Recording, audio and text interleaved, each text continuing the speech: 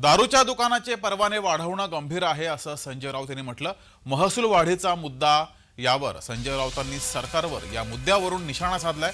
तर लाडक्या बहिणींच्या नवऱ्यांना दारोडे करायचे आहेत का असा सवाल देखील उपस्थित केलाय। लाडक्या बहिणीच्या आडून संजय राऊतांनी महायुतीला टोमणा लगावलाय। तर संजय राऊतांच्या टीकेला भाजपाकडून उत्तर सुद्धा देण्यात आलंय।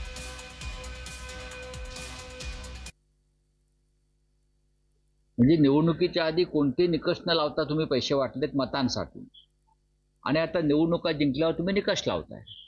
आणि त्यात दारू दुकानांचे परवाने वाढवणं हा अत्यंत गंभीर मुद्दा आहे। लाडक्या बहिणींना 1500 रुपये देण्यासाठी हे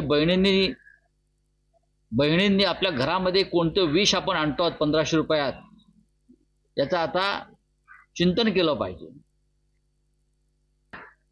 लाडक्या बहिणींना 1500 रुपये देण्यासाठी हे लाडक्या बहिणींचे भाऊ आणि नवरे यांना दारुडे करणार आहेत। दारू प्या 1500 रुपयासाठी संपूर्ण महाराष्ट्रात दारुडा करण्याचं त्यांचं जर योजना असेल तर ती अत्यंत गंभीर आहे। दारूचं दुकानं वाढवणार, त्यानंतर मी ऐकले की ड्राय डे कमी करणार, जे काही दिवस